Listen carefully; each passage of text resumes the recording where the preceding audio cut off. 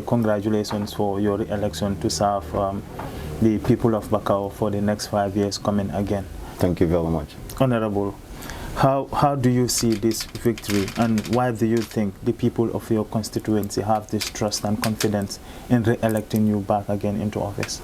Well, I would first of all seize this opportunity to thank the leadership of my party, that is the United Democratic Party. Also, I would like to seize the opportunity to thank the executive of Bakau and the people of Bakau to give me the second chance to represent them at the National Assembly. The simple reason is that they have the trust and confidence in me. I believe they have seen what I have done for them for the last 5 years, and they have seen the better representation that I have performed at the National Assembly.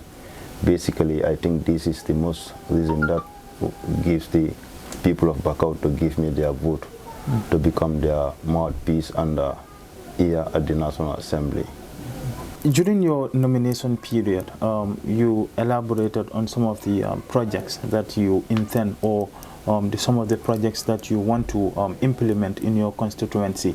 Can you just give us a brief or a snippet of what are some of these projects that you want to implement for the people of your constituency that voted for you?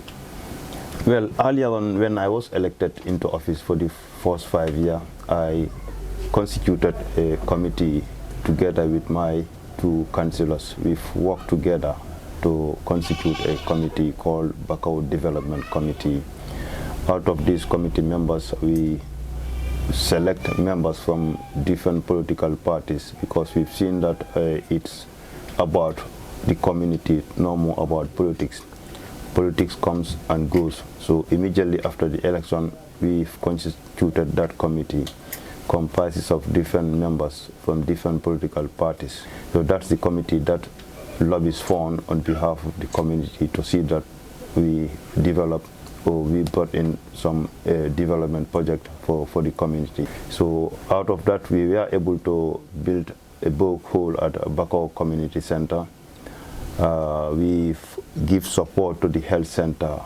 Financially, when it comes to renovation, we spent money out of that development fund. And we've made some adjustment at the vegetable garden, because we got some message or some complaints from women from the vegetable garden that they were not secured.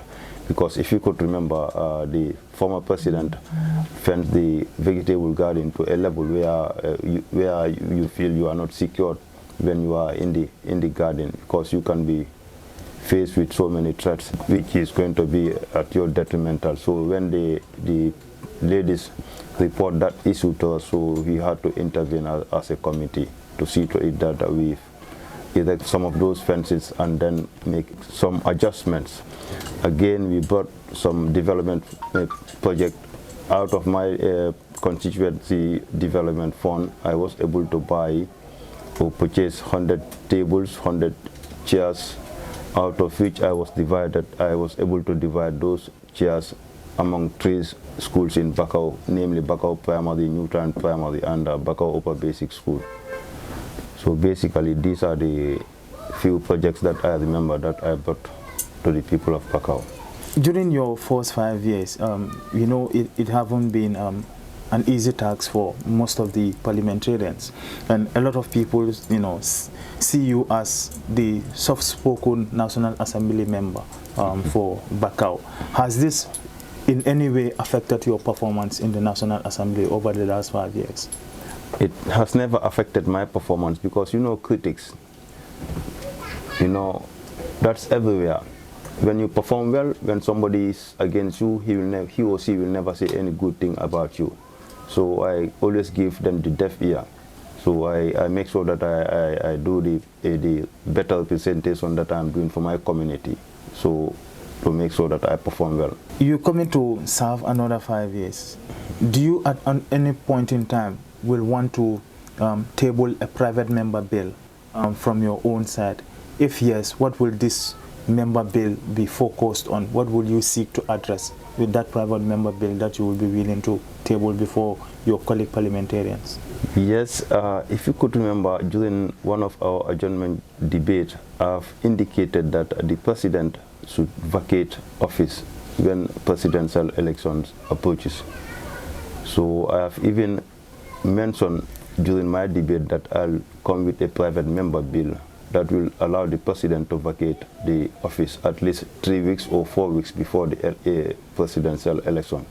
So if I am to come with any private member bill, that's going to be my first private member bill to make sure that that is tabled before the National Assembly.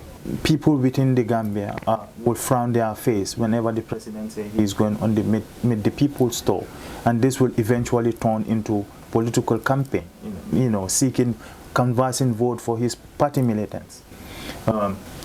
These are budgets that are cut from the taxpayers' money to spend the president's tour. These are in millions, and we see the average Gambians that are the taxpayers are living within $1 a day. As a parliamentarian, what would you do in your efforts to make sure such things are put to a halt, that taxpayers' money wouldn't be spent on a mere meet the people's store that will eventually at the end of the day turn into political campaigns? Well, it's true that the president, according to the constitution allowed the president to have such trips yearly, once every year. But the president, we have seen, is abusing that right. Instead, once he's making it twice or 3 times. So we, the parliamentarians, we can put a stop to that. We'll see how best we can talk to one another and make sure that the president have that trip once every year and not twice. Now let's talk about the issue of the draft constitution that have been killed by some of your colleagues previously, who will not be serving in this 6th legislature that will be coming into office. We know a lot of people say that the draft constitution have been to coma. Now people are saying the draft constitution is already there, and now we are having a new 6th legislature that will be serving for another 5 years. Are you willing to rekindle the interests of the Gambian people, who their voices and aspirations are put into the draft constitution, to bring it back to life so that Gambia can have a new constitution and do away with the 1997 constitution? Well, if you have seen my contribution during the last draft constitution debate, I have given my support. When it comes to voting, I have given my support to the draft constitution.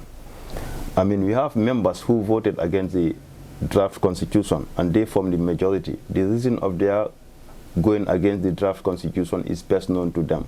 You know, I'm getting back to the parliament for the 2nd term, so I'll still talk to my colleagues and see how best we can convince the government to bring back the draft constitution. I intend this to be the last question, but I believe there will be a follow-up question to this one. Most importantly, this is about the anti-corruption bill, because each and every Gambian is talking about this bill, that the government do not have an interest in making sure this bill is brought into law. The previous National Assembly did not put much effort in making sure this anti-corruption bill is placed and be passed into law. What will you do in your capacity to make sure you convince your colleagues and bring this anti-corruption bill into life, to make sure the menace of corruption is being curtailed in the country? Well, during our last session, according to the agenda, the anti-corruption bill was indicated that it will come through the National Assembly. But all of a sudden, we got information that it was withdrawn by the Justice Minister. The reason of the withdrawal was never given to us. And we have seen the rampant corruption that is taking place in the country. I am getting back to the National Assembly. I'll still keep talking to my colleagues. I have former colleagues who were with me with the last parliament, and most of them are coming back. We'll engage one another and see how best we can engage the government to make sure that the anti-corruption bill is being retabled before the National Assembly. From your own perspective as a parliamentarian, where do you think this government is not having much interest in making sure this anti-corruption bill is passed into law, from your own personal perspective? Well, I believe we have a lazy president who does not care about the country. We have seen people in position abusing their positions, abusing their offices. We have seen the open and rampant corruption in the country that the president is giving deaf ear. So as parliamentarians, we'll make sure that this anti-corruption bill is retabled before us come 6th legislature. I give my assurance to that. Hopes are high within your supporters, within people that voted you into office. What do you intend to do for these people in the next 5 years to come? Because hopes are very high that we have our NAM member re-elected going back into that house to serve, as our voice, to serve as our eye. What do you have for these people in your second term as the National Assembly member for Bakau constituency?